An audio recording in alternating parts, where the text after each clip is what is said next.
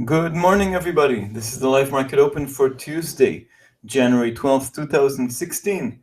Yeah, we're still at the beginning of the new year. I'm Yohay Elam of Forex Crunch and Market Movers podcast, doing the show as every morning for fxstreet.com. And in today's show, as usual, we'll tackle recent developments, charts and levels, the next 24 hours, and of course, answer your questions in the chat. If you can't see the chat box below, please go to the address here on the screen, tlk.io/fxstreet-forex-live-video.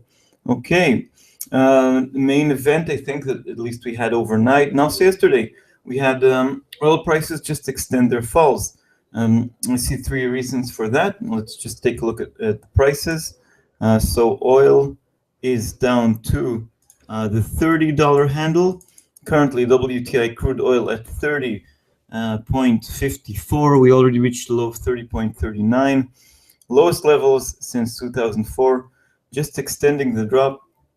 We're still looking for the bottom of the barrel. What's going on in oil? One thing, we had three things yesterday. First of all, what happened is that Federica Mogherini, the foreign minister, so to speak, of the European Union, said that the sanctions on Iran are about to be lifted quite soon. So we got another affirmation for that. Secondly, also related to Iran and Saudi Arabia, we just didn't have news. Okay, we had lots of tension last week. This tension gave some support to oil prices because there was this kind of danger of that we would have not enough supply from the Middle East. We didn't have any news. Things quiet down. The attention span is quite limited, so the focus of the world moved away. Okay, and the third thing is that Morgan Stanley investment bank, they said that oil prices are set to fall to $20. So they joined the camp. Now, when everybody goes short, when everybody says sell, sell, sell, there's nobody left to sell, but we're still not there. Currently, we're seeing more pressure on oil prices. So this has an effect on wider markets as well. So both on crude and in Brent were around the same levels of 30.5. This, of course, has an effect on the Canadian dollar, but perhaps not as strong as I would have expected. Now we're seeing an extension of the rise, 142.60, which is fresh highs. We went above the August 2003 highs, and now we're at levels last seen in May 2003. Okay, so we're levels seen in the ancient past in any case. For CAD dollar, this is the monthly chart. You can see the last time we were at these levels, the United States-led coalition was consolidating its control over Iraq in the Second Gulf War in 2003, nearly 13 years ago. Okay, so of course we can reach higher ground, but these are levels really last seen a very, very long time ago. The Canadian dollar also got bad news from housing starts, which were weaker than expected, but it's a second-tier figure, and the oil prices have a much stronger impact. What else is going on in the markets? Okay, we had two Fed speakers talking overnight. We had Dennis Lockhart and we had Kaplan, which is new in the Fed. So Dennis Lockhart, which is of the Atlanta Fed, he said there might not be enough information for the Fed to make a decision in March. Not enough information, especially on inflation. And inflation, if you remember, was sort of the weak point in when they decided to raise rates. They put extra focus on inflation. Inflation also stood out in the Fed meeting minutes, and he said there might not be enough info to make a second rate hike. On the other hand, his new colleague Kaplan of the Dallas Fed said there should be enough info, but he also, contrary to the line of the Fed, he said that, okay, we're watching China, but it's not that important. He said we should be a bit more careful about what's going on in China. Okay, all in all, I think these comments more or less balanced each other, and they didn't have a profound impact. Now, talking about China, of course, this remains the focus. What's going on with the Chinese yuan?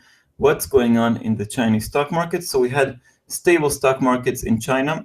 We also had an attempt of the authorities to stabilize the Chinese yuan. We know they're spending a lot of their foreign reserves. They reached a peak of $4 trillion, and they're gradually eroding. In December, they spent something like $100 billion. US dollars to stabilize the value of the yuan.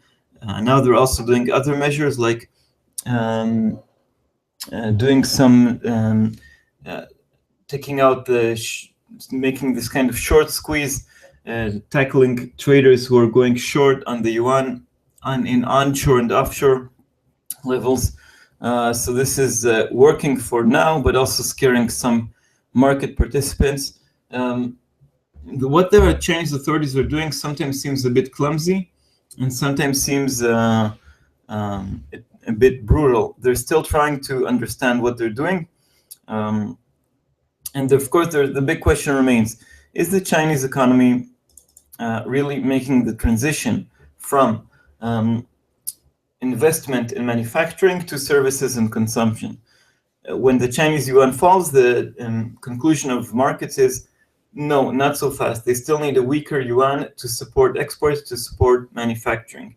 But we don't really have correct data. It's a huge country, the world's second largest economy, and it's harder to measure services and easier to measure manufacturing, because manufacturing can be measured by real cargo, by electricity consumption, and services is much harder. But for the Australian dollar, these worries about China mean that the Aussie remains depressed. It made an attempt to break. It broke above 70 cents yesterday, but now it fell back to support. 69.40 is we had a dip below this level, but I think it still remains of importance.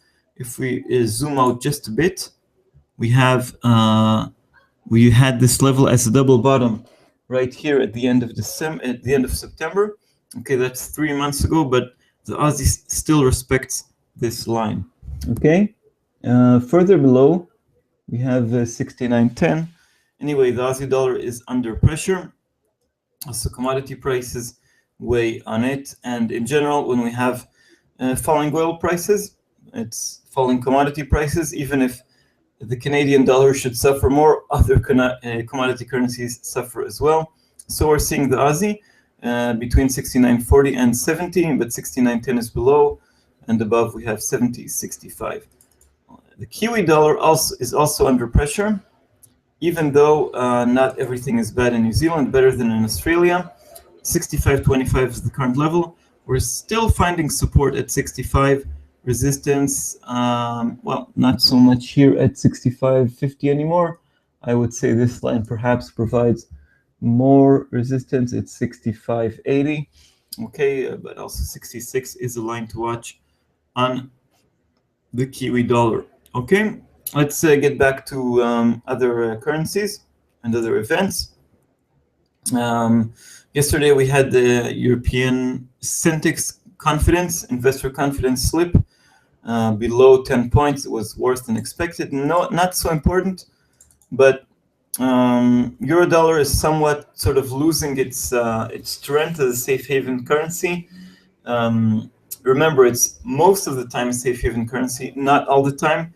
In a week and a half, in 9 days from now, we have the ECB, the European Central Bank, making its decision. So there's fear that the ECB will hint that it's going to do a bit more and hurt the euro.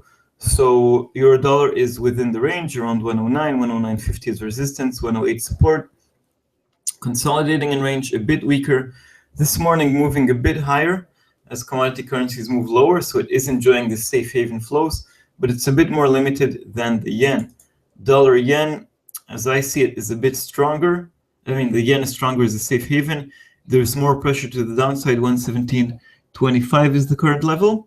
117 works, I would say, some kind of support, and further support, real support, 115, 118.20 is the line I see as resistance. I'll jump to the cross.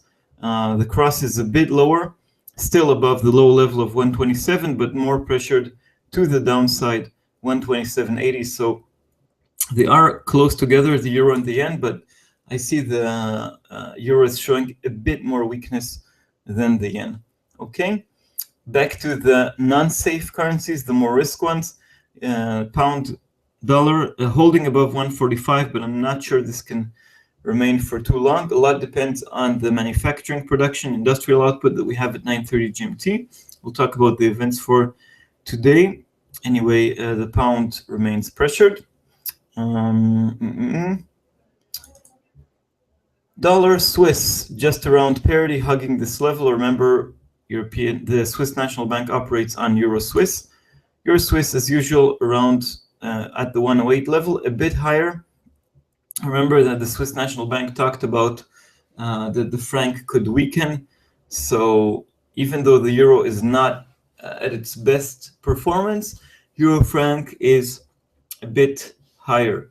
There might be intervention over there. Anyway, the range is very limited. As I see it, 107.60 is the line in the sand for the S&B. And so far, rise above 109 seems limited unless they act. Euro pound resuming its rise. Okay, 75.60 is the high level. Yesterday we had some kind of consolidation under 75. Now we're seeing the cross resume its rise. All right, I think we can see here higher lows. It's still hard to draw some lines, but I would say 74.10 is strong support, 75.60 is resistance. Talked about euro yen, pound yen. Okay, yesterday we had a dip under 170 and currently we're stable above 170, but all in all the direction is clear. The pound is a risk, the yen is a safe haven, the trend is down. Okay, and that covers the basic currencies. Let's see if I didn't miss any figure from yesterday. Oh, we had Japanese current account. I don't think that had any impact, but let's take a look. What's more important is the current account or trade balance from China coming up. So the current account figures, well, here we go. Nothing I would say of high importance. Okay, let's talk about events for today. So at 9:30, we have a UK industrial output. There are 4 indicators released at the same time, which are of course all related, but they are certainly confusing. And we have the month-over-month figures and the year-over-year, first of all. And then we have the wider industrial output and the more narrow manufacturing production. Okay, so on the monthly basis, we're expecting industrial output no change, 0%, and on production also 0 plus 0.1. Year-over-year perhaps is more interesting and more important. It's expected to remain 1.7 on industrial output and a drop of minus 0.8 on manufacturing production. Because we have so many figures at the same time, watch out for if all figures go in the same direction or not, okay? If they all go negative, it's negative for the pound. We can see another dip under 145. If they're all positive, we can see an attempt to recover towards 146. And also watch the movements before, okay, before the release in the 15-20 minutes before the publication, we could see movements in the pound. That means if we see a fall in cable before the release, and then we have a negative number, it doesn't mean we're going to see further falls. It means it has already been either leaked or rumored or whatever you want to call it, but already priced in. The same goes with an upside surprise, but already if we see a movement before the publication, that means it's also priced in, okay? So that's sort of the next event this morning. Then we have a conference in Paris. For many of you, it can be very, very boring, but it's a meeting of top central bankers, includes governors of the Bank of Japan, the Bank of England, and high-ranking members of the ECB and the Fed. From the Fed, we have Stanley Fischer, the vice chair, number 2 at the Fed, and from the ECB, I didn't note it here, but we have Peter Pratt, which is a dove. I would say the most interesting ones would be Stanley Fischer of the Fed, and if we'll have some comments from ECB members, it's a farewell party to Christian Neuer. Maybe I'm not pronouncing his name correctly, but he used to be the governor of the Bank of France, and so we have many from the ECB over there. So ECB and the Fed, the ECB still has time until the meeting next week, and so does the Fed. The Bank of England makes its decision in 2 days' time. That means that Mark Carney is limited in whatever he can say. Doesn't mean he can't slip anything, but usually members of central banks don't see anything of importance in the few days leading to the event. They want to keep the cards close to their chest, even if no change is expected from the Bank of England. The meeting minutes should reveal their opinions and not a speech 2 days before the event. But anyway, we have a few central bankers lined up to speak. You could have them also talking to the media, so it's not necessarily at these specific hours, okay? But it's basically, it runs throughout the morning, throughout the afternoon as well. At 3 GMT, we have JOLT. It's the US job openings. It's for the month of November, which is a bit dated, but it still matters. In November, we had an excellent non-farm payrolls report. So the same goes for December. Let's see if also the JOLTS figure lives up to this level. Okay, so we had 5.38. Now we're expecting 5.4. Question for Fabian: will this event move markets? You're talking about the Paris conference or the JOLTS? Well, if you're talking about the Paris conference, I think it will move markets because central bankers are the most powerful ones, more than politicians. And if they say something of importance, I think it'll move markets, especially regarding the Fed, especially as we had mixed words from Lacker and from Kaplan yesterday. So today we might have more interesting stuff from Fisher. Yeah, referring to the meeting in Paris. From Kuroda, I don't expect anything of importance, but he can surprise. The yen is strengthening and China is weakening. China is a rival of Japan over there in Asia. So if we don't have, so he might have some kind of verbal intervention. I think the chances that he'll say something of importance right now are low. He might keep it for things to worsen. Okay, so I would put more focus on Fisher of the Fed, Stanley Fisher, and on perhaps various members of the ECB, but I would find it hard to point anyone in particular. Fisher is more of a hawk than a dove, but sort of central hawk, okay? And so he can surprise. Well, the big question now is, will the Fed hike rates in March? If we look, let's refresh this. If we look at the implied probability of rate hike in January, the next meeting on January 27th, it's close to nothing, okay? No press conference.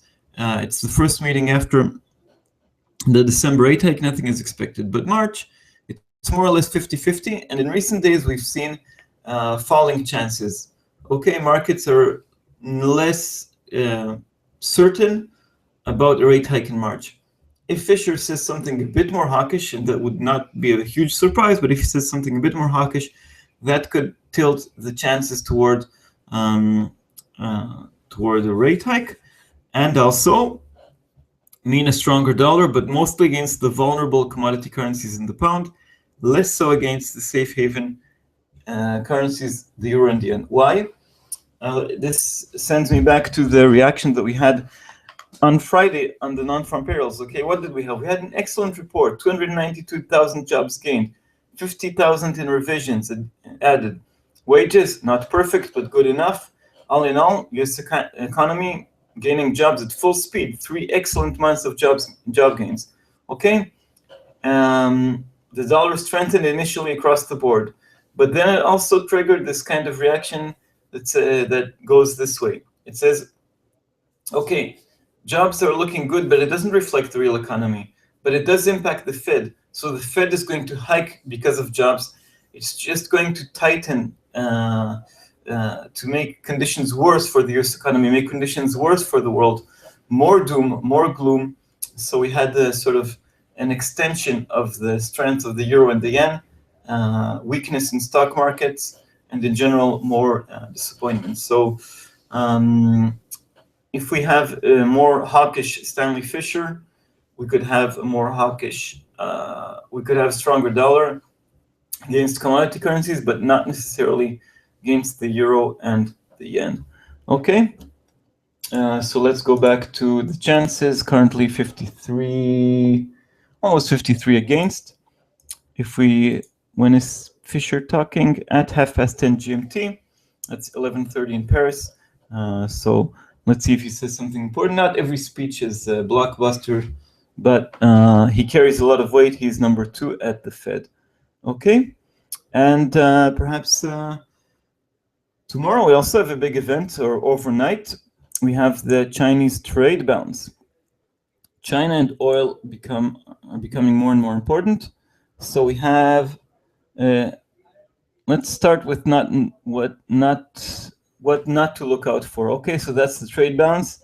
The number itself expected to show 53 billion instead of 54. Not important. What's important is the change in imports and exports. Okay, imports fell 8.7 year over year. Now they're expected to fall 11.5. That's the figure for December, so expectations are low. And also for exports, we're expecting a drop of 8% year over year instead of 6.8. That's expected at 2 GMT. So most of you will be sleeping, but you'll wake up in the morning with the results of this of the publication, and this could have a significant impact on the Chinese stock market, on currencies in general. Okay. Also tomorrow in general is the day of the Chinese trade balance, and then crude oil inventories. And everything impacts currencies, of course. Okay, these are the main events for today. Any questions? Can move to other currencies as well.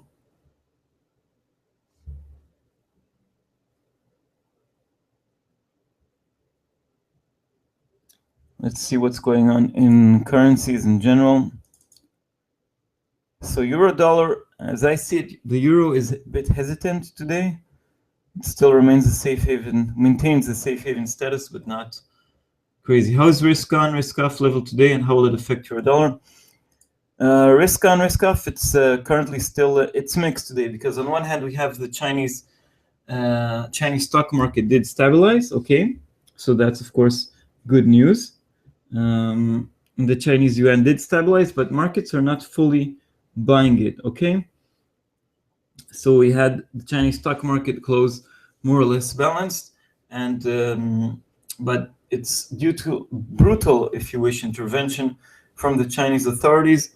Nobody's sure that the situation has really improved in China, that things are really stable. It might come later on. If we look at oil prices, the picture is even worse, because we had fresh falls overnight. So yesterday we went to the 31 handle. No, sorry, already yesterday we fell to below 31, and now we're seeing an extension of this fall. Of course, the line in the sand would be $30. Remember, in the past, we heard a few OPEC members talking about an emergency meeting of OPEC if prices fall below 30. And also today we heard that from the Nigerian oil minister. The problem is OPEC is only a third of global production. Iran, part of OPEC, is expected to come back online, and they're expected to use their firepower to, they want to have a higher income and produce more oil. Oil production is relatively cheap for Iran, and other countries are pumping at full speed as well. So the US shale industry is still pumping at normal speed, and so is Russia, and maybe only Canada. Only on the sidelines production has fallen, but in general it's high. So I would say that there's still a risk on. For euro dollar, to answer your question, it's not as significant as it was in the past few days. I think it's still more important, still more significant for the yen. Now, if we hear something dovish from various ECB members in Paris today, I would say you could see the euro fall, because the euro seems to me a bit more vulnerable than it used to be a few days ago. Okay, it means that, because also last week we've seen on most days euro and yen trading in tandem. Gloomy mood, stronger euro, stronger yen. Better mood, a small correction, those currencies fell. But when we had weak inflation figures last week from Germany and then from the Eurozone, we had divergence between safe haven currencies. We've seen the euro weakening, while the yen maintained its strength. Okay, I hope that answered the question. Question from Ryan now. When do US release their CPI figure, or has it already come out earlier this month? No, CPI figure I think is next week. Let's take a look. I'll give you a full answer.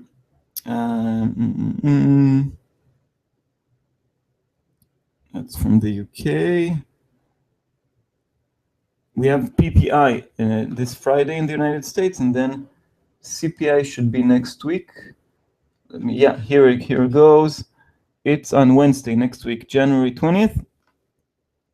Key figure over there, of course, we'll talk about it in due time, but the key figure there is year-over-year core CPI. So that's relevant to answer the Fed's question. But also we have to look at the core PCE price index released only later this in the month. And of course, there are other figures. CPI is clearly more important. Okay, producer prices are at the back end, but the Fed has a mandate of price stability, which means for the consumers. So PPI serves as a warm-up, as a hint. Okay, PPI this week is released together with retail sales. Of course, retail sales are more important. They're released on Friday at 1:30 GMT, but they also serve as an indicator. Recently, producer prices came out a bit better than expected. On Friday, we also have industrial output from the US, which should show weakness because manufacturing is weak. It doesn't look good, not in the US and not in other developed economies. And consumer confidence, which is a bit more forward-looking in theory. Its figures for January. It should show us that Americans are willing to spend a bit more because of gasoline, but not too much. Okay, so these are, we have a focus on US events and the US consumer on Friday. And next week on Wednesday, we have the CPI. We already talked about this week's events. Let's recap. On the weekend, we had inflation figures from China. CPI was more or less balanced, but PPI was weaker. Today, we have UK industrial output in an hour or so from now, and US JOLTS. Tomorrow, early in the morning, Chinese trade balance and then oil inventories. These events became more and more important because of the mood of markets. On Thursday, we have the Australian jobs report see if we can, if the Aussie can bounce on internal strength and domestic strength, contrary to the turmoil from China, and the UK rate decision. Question from Fabian. If, as you said, a stronger dollar won't show its effect on safe haven currency pairs, and the safe haven effect on euro dollar is compensating the ECB easing effect, then what then will move euro dollar today and these days? Is it all in the hands of China? Well, it's a lot in the hands of China.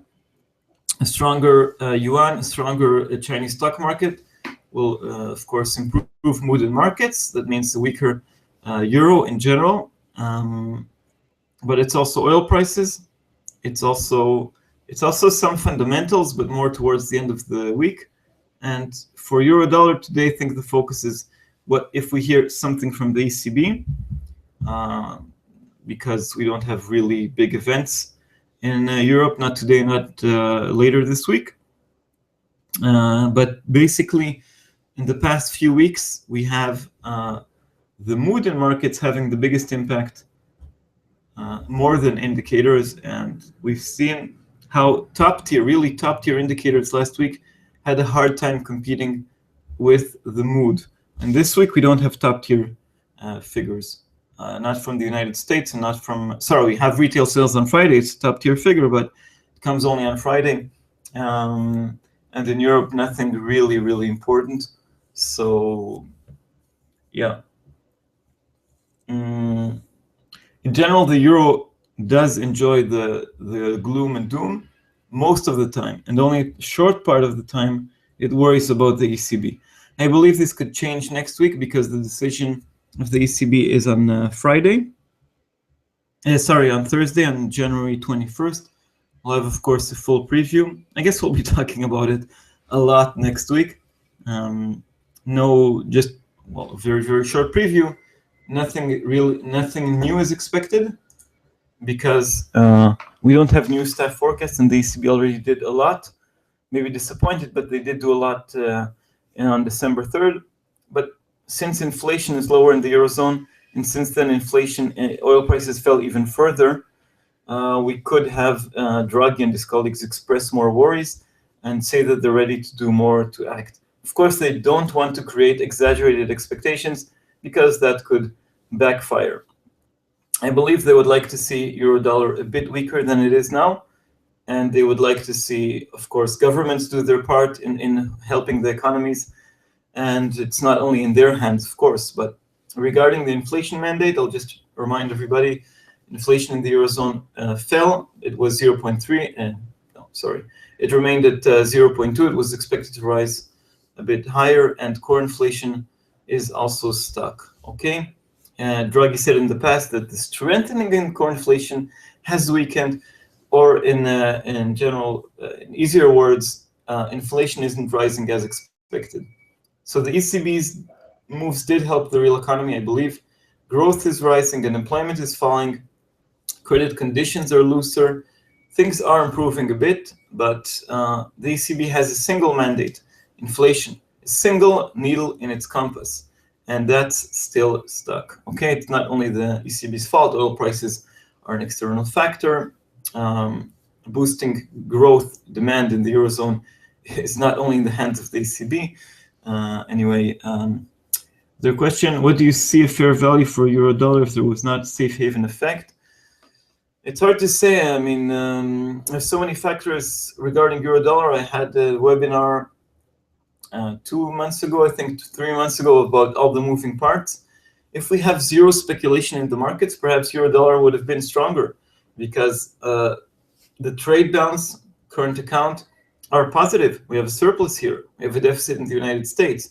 It would have been even higher. So in speculation, there are two factors. One, what the ECB is still expected to do more, and more easing, and the Fed is expected to do more tightening, and that works against euro-dollar. On the other hand, the extreme loosening of the ECB is backfiring via these kind of safe haven flows. So currently, bad mood, more safe haven, more money repatriated is aiding euro-dollar and counters monetary policy divergence. But that's a speculation. If we would remove all the speculation, not only safe haven flows, but also monetary policy divergence, we would get a stronger euro. So I'll repeat what I said in the past. I think that we have one more dip in euro-dollar.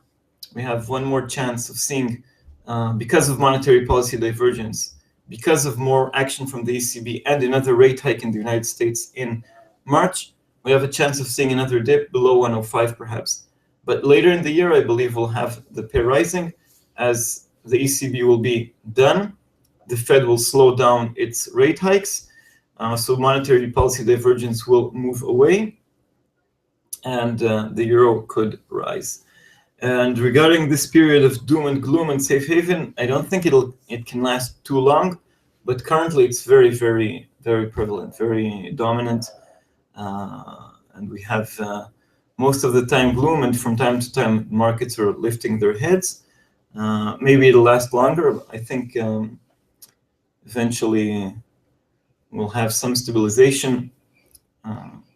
It's also important to remember that the attention span of markets is low. Okay, any more questions? Let's look and see. Euro-dollar, not moving too much this morning. Oil prices are more fascinating. Okay, stabilizing there for now. And now a drop of 1.5% on the morning.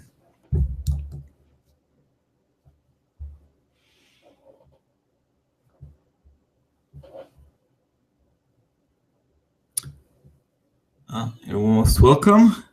Any more questions?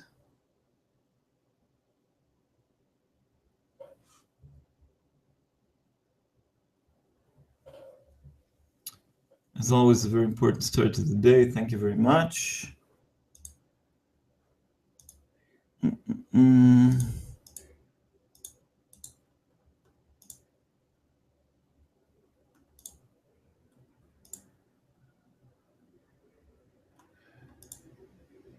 Just a reminder of the NFP. I think we talked about that. Situation looks good. Wages remained flat in December, but rose 2.5% year over year. A lot of the gains in jobs in December in the United States, I think, are related to retail. Means more temporary jobs and more low-paying jobs. But it's still, even without these additions, situation looks good. The debate is, are the job gains lagging? That means the US economy is already slowing down and jobs will follow later on. It's the bearish scenario, which says that the Fed is already done, one rate hike, one and done. Or the more optimistic scenario that says that rises in jobs will eventually lead to rises in wages and eventually to more inflation. Oh, thank you very much, Fabian and Ryan, for the nice comments. Yeah, I'm blushing here behind the screen. I'm glad you're happy. In general, we've been running the show already nearly 4 months, and any feedback is welcome, either directly to me or to Mauricio Carrillo of FX Street, which is the man behind the show, or Adinda from FX Street, which is helping me every morning. So, yeah. Anyway,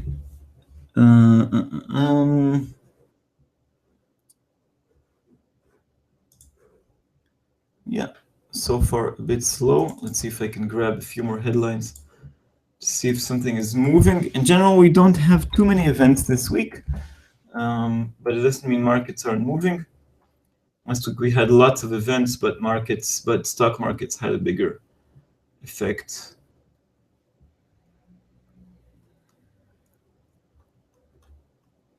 Yeah, emergency meeting of OPEC. Remember, OPEC is it's an organization. In theory, they hate each other. Okay, maybe not hate, but they're unable to agree on anything. It's Iran via Saudi Arabia. It's Venezuela suffering with the constitutional crisis and lower oil prices. It's the debate about maintaining market share or maintaining prices. And there are other countries, their impact on global oil prices is diminishing. Okay. Anyway, they would need assistance from other countries and more trust and more cooperation to lower oil prices.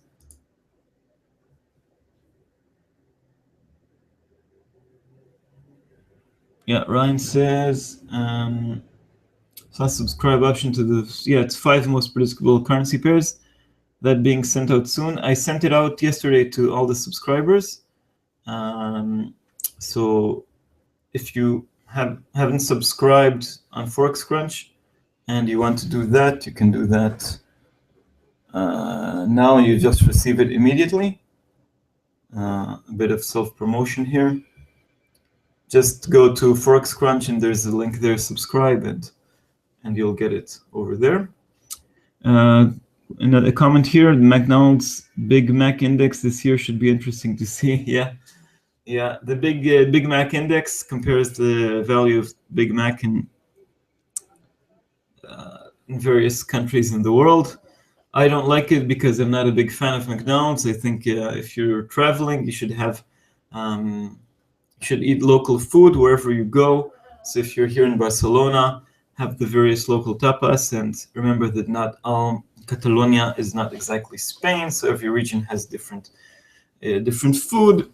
But anyway, that's sort of a comparison which measures the cost of living in various countries, the cost of production. Yeah, I would look at, yeah, but it's always an interesting anecdote. Question here, at what time is the Paris meeting and where can we follow it? Yeah, I might ask myself the same question as well and try to find it. I think I heard it should be, I read on good guys at Forex Live said it should be streamed live. Doesn't mean you should watch it. It can turn out to be very boring, but let me see if I can find the information on this. And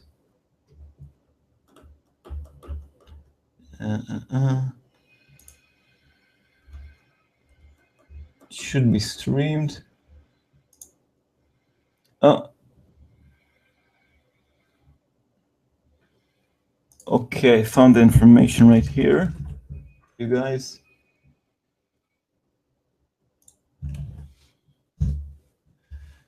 What time is it? Oh, you asked me that question as well. In the 10 in Paris, which is 9 GMT. That means in around 20 minutes it should begin. Okay, broadcast live on Tuesday from 10. Yeah, 10 in Paris, 9 GMT. Another question here. You're most welcome, Ryan. Yeah, euro dollar is out. You feel it is way too volatile? No, not too volatile, but just too many moving parts. It changes its mood from safe haven most of the time, but not all the time. And it used to be a bit more predictable towards the big ECB decision in December and the big Fed decision in December. Now it's a bit more messy, and I find other currencies to be more attractive. So euro dollar is out for Q1. It might return in Q2, more likely later on in the year when things are a bit more predictable. Yeah. Okay, you're welcome for the link. I'll try to follow the headlines from Paris, but not.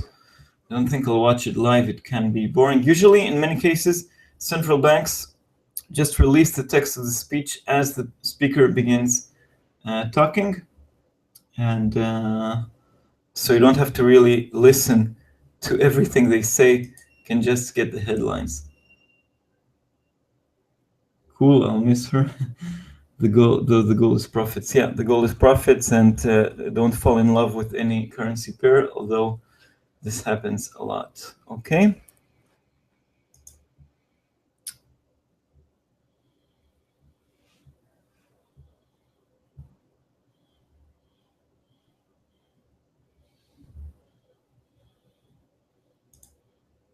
Okay, so let's do the wrap up for today. So this is the wrap up for the live market open on Tuesday, January 12th.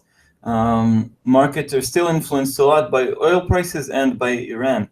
Oil prices dominate the scene. They're at the $30 handle. This triggers talk about an emergency meeting from OPEC.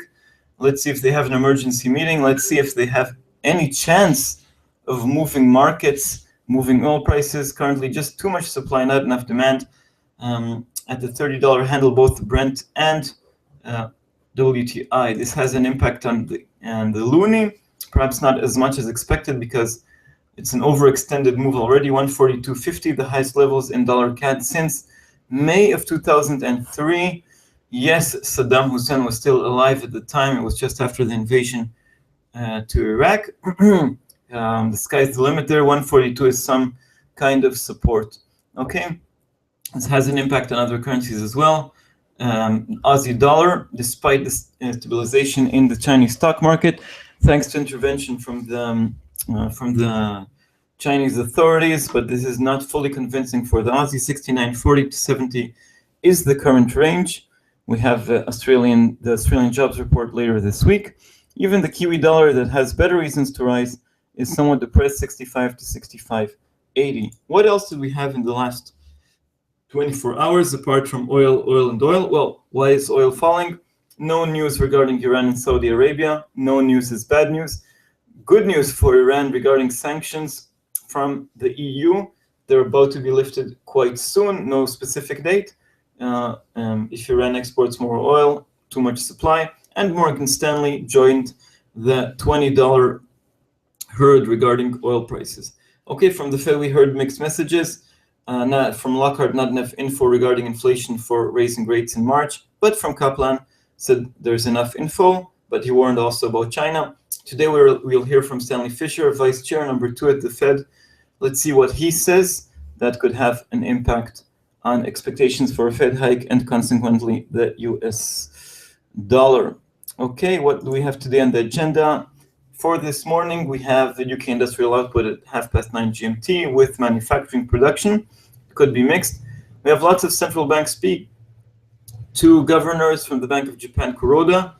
Low chance that he'll talk about the strength of the yen and what's going on in China, but who knows, he can surprise. And from the Bank of England's Mark Carney. But there's a rate decision in the UK. Nothing expected from Carney. He might surprise as always, but moves markets.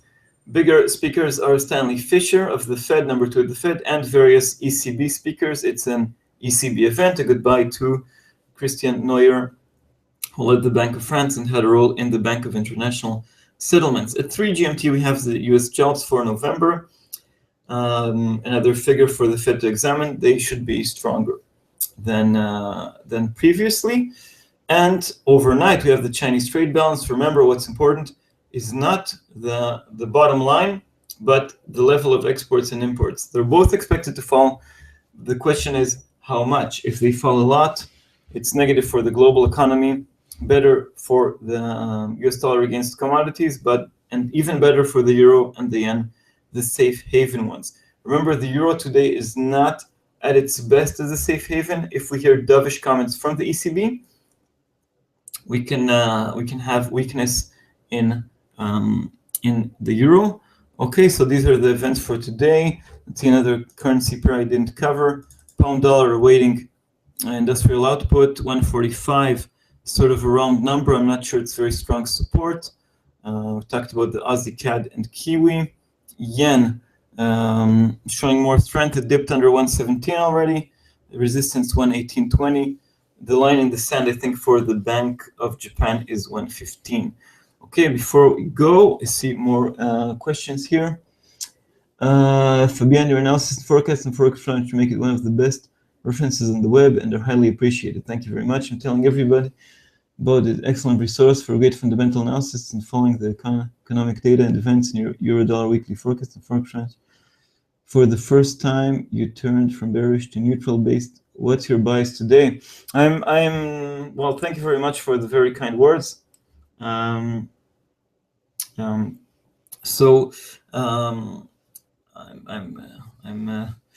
blushing. As aforementioned, my bias for today is quite neutral. I think we could see these safe haven flows, but we could see the ECB balancing it out. And I think we can have a tight range in euro-dollar today around these current levels, 108, 109.50. Let's see if we can move further away. A tighter range for now means a bigger move later on. Anyway, thank you for the kind comments. And thank you, Ryan, as well. Guys, this newsletter Forex Crunch is solid. Not only does Yohay provide insight into the currencies, they will also provide a list of the top 64 accounts to follow on Twitter for trading.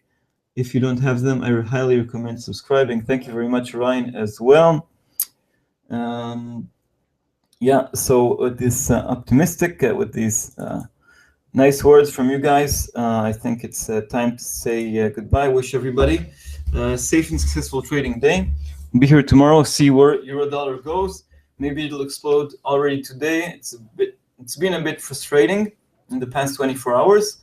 Anyway, tomorrow we'll have the Chinese trade balance, and hopefully we'll have interesting news from Paris. Don't fall asleep if you're watching the conference. I think it's enough to follow the headlines, but of course you can always watch it online. Okay, so that's it for today. Thank you very much, everybody, and safe trading, and see you tomorrow. Bye-bye.